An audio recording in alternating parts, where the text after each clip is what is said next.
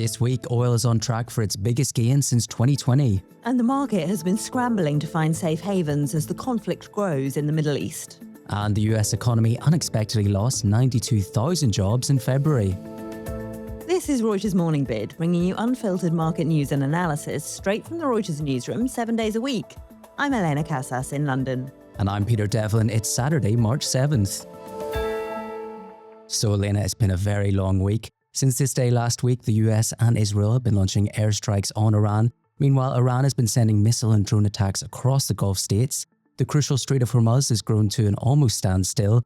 As well, we look at oil prices, Brent crude topping at $90 since the first time since 2024. It really shows how a price energy shock can really unfold quickly, doesn't it?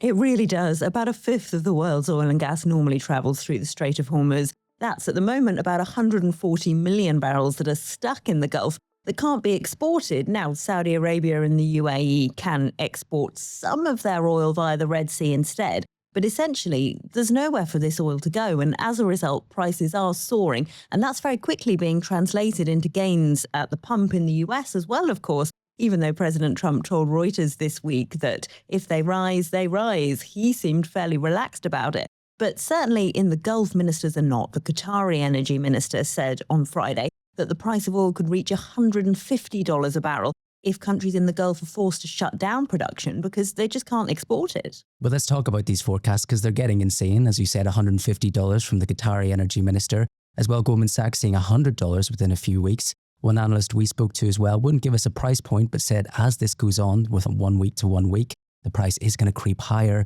And what's going to really bring de-escalation? Well, I wasn't really surprised that analysts weren't willing to be drawn on a specific number. But certainly this will put pressure on the Trump administration to do something to try and bring down the price. They have talked about using the US Navy to escort tankers through the Strait of Hormuz, although of course that would require jets and destroyers that currently are in action in Iran. They've also talked about the US government backing an insurance scheme for those tankers. But at the moment, we don't really know how that would work. And clearly it looks like most ship owners are not willing to take the risk, even though the financial returns, if they do, would be enormous. A tanker carrying oil from the Middle East to China can probably command a freight rate of about $500,000 a day at the moment if it gets through. But that would be an enormous risk. It would potentially put sailors in the line of fire, and at least 10 vessels have been hit by strikes in the Gulf already. But let's talk about maybe the winners and losers, as always, in the fringes of war. And Russia seems to be coming to the forefront. We saw the US wavering their sales to India. As well, they've said that they would stop all gas sales to Europe at a time when European gas inventory is very low.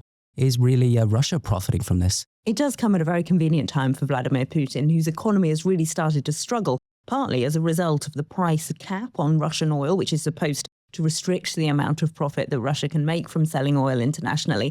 I even saw one analyst this week telling Reuters that the discount at which Russian oil trades at the moment could turn into a premium if the Russian oil can move, because it is already on tankers around the world, and oil coming from the Gulf cannot. Well, of course, investors everywhere are ducking for cover with the escalating tensions in the Middle East. And it's really ignited a debate, hasn't it, about what truly is the greatest safe haven. It seems that the dollar is emerging as the greatest winner here. That whole sell America trade seems a long way away, doesn't it?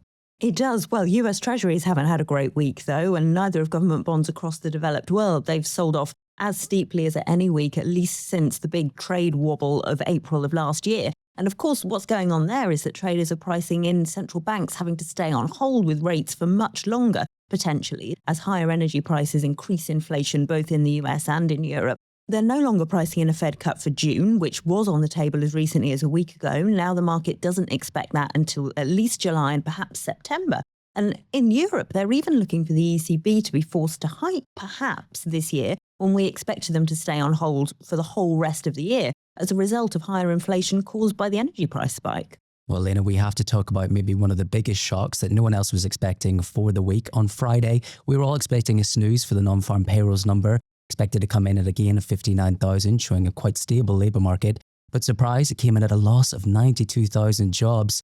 Do we really have to worry about the labour market now? Well, this is fascinating because we've been talking for months about the US labour market being in a no hire, no fire mode. Now it seems like some firing is happening. Jobs were lost across the whole US economy, even in healthcare, which is the sector that's added the most jobs over the last year or so. And the data for the last couple of months, January and December, was revised down by 69,000 jobs.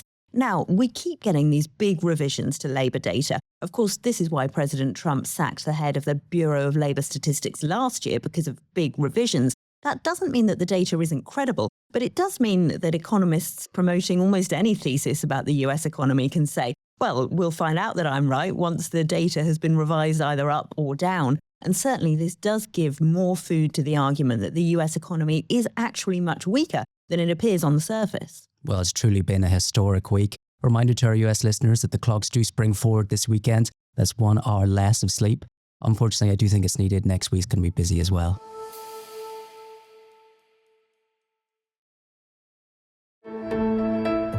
Well, it's Saturday, so how about a quiz? The Bretton Woods system was set up post-World War II and fixed global currencies to the US dollar and anchored the dollar to gold.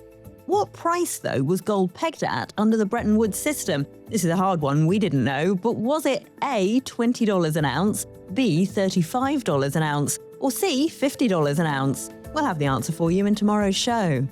And for more of any today's stories, head to Reuters.com or the Reuters app. Follow us on your favourite podcast player, and if you're on a smart speaker, just ask for the latest market news from Reuters 7 days a week. And we'll be back tomorrow.